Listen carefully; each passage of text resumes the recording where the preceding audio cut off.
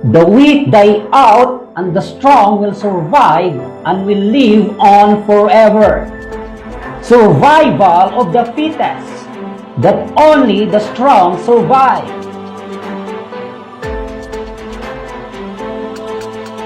Living in a world in love with power have no room for the weak to succeed.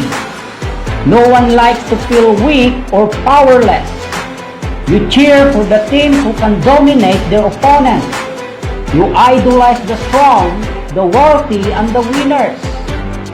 The big dream in society that if you work hard enough, you will take the lead and advantage. You control the situation and eventually be able to experience a life without limitations or difficulties. The truth is, you cannot. You have areas of weakness. You are no better than anyone else. You are powerful in many ways, but powerless in many more. There are things you are great at, but not all the time, because you are not in control of all the situations coming to you. In fact, when you try to stay in control, what you're actually holding on to is the illusion of control. And the illusion of control may make you feel safe, but it's also the cause of most of your problems. It's like you're coming face to face with something you can fix and makes you feel like you're drowning in the inescapable force of whirlpool. There's a power that comes from accepting your powerlessness. To accept that you are not in control of everything and you don't know everything. When you embrace your weakness, it means you desperately need God and you know that God's power will take place. So instead of looking at your weaknesses as flaws, you should embrace them for what they are and find your advantage out of the ways that success creates. Paul once said, "My grace is sufficient for you, for my power is made perfect in weakness. Therefore, I will boast all the more gladly about my weaknesses, so that Christ's power may rest on me.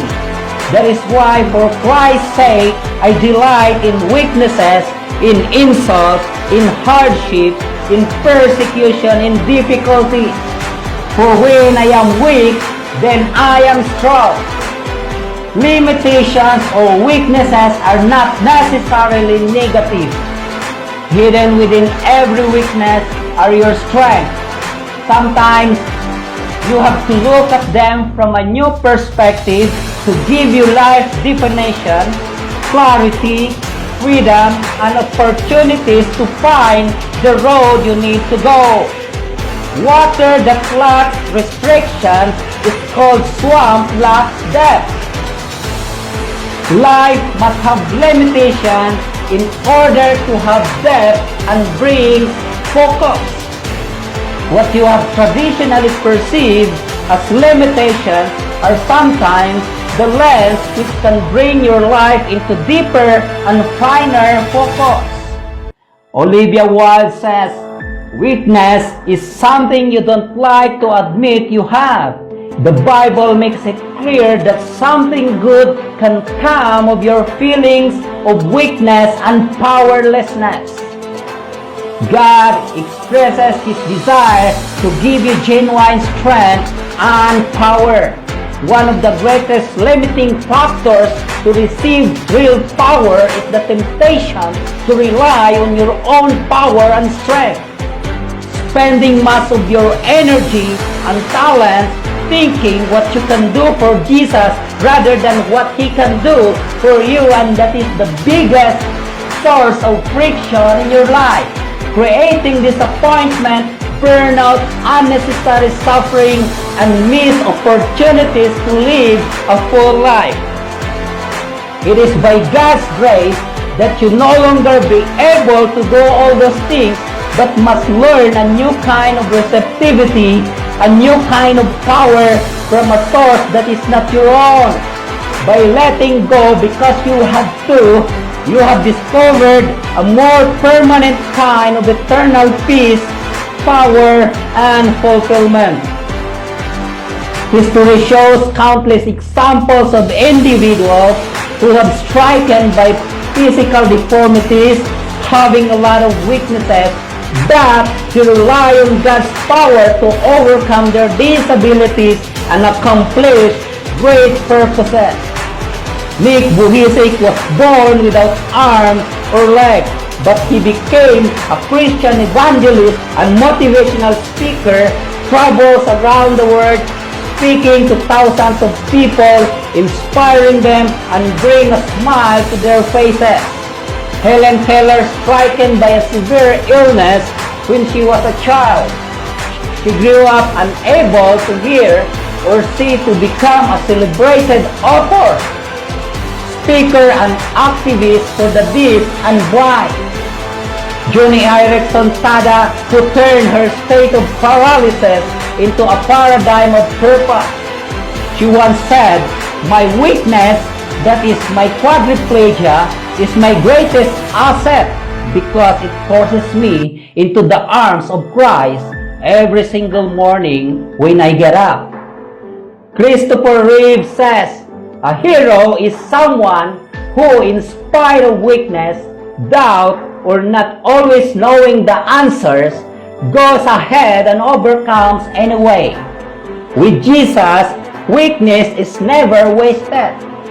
God is not willing to throw anything away.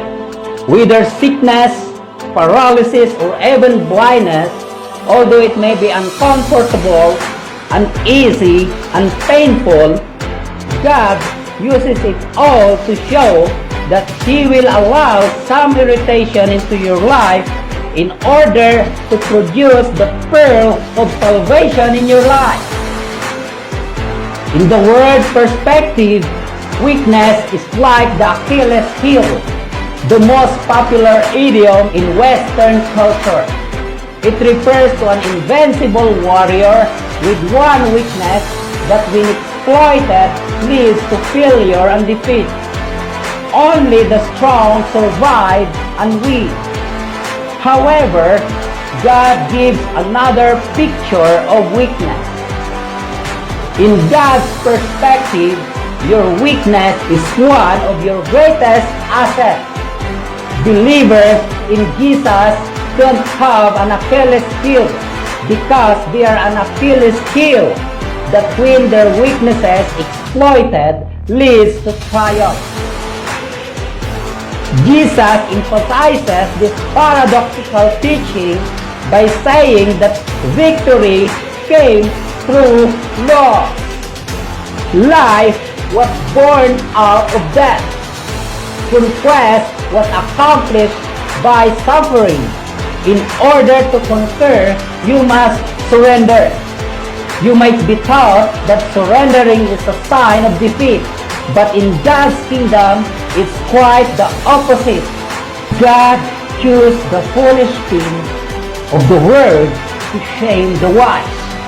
God chose the weak things of the world to shame the strong. He chose the lowly things of this world and the despised things and the things that are not to nullify the things that are, so that no one may boast before Him. One of God's specialties is power in weakness. God's promise of sufficient grace and power, His gracious favor, is all you need. If you are willing, He'll do the rest. The choice is yours. Will you see your weakness as an excuse not to do what God asks, or as a reason to let God's power in weakness to be seen through you? Your greatest achievement lie in making the most of your weaknesses, not ignoring them.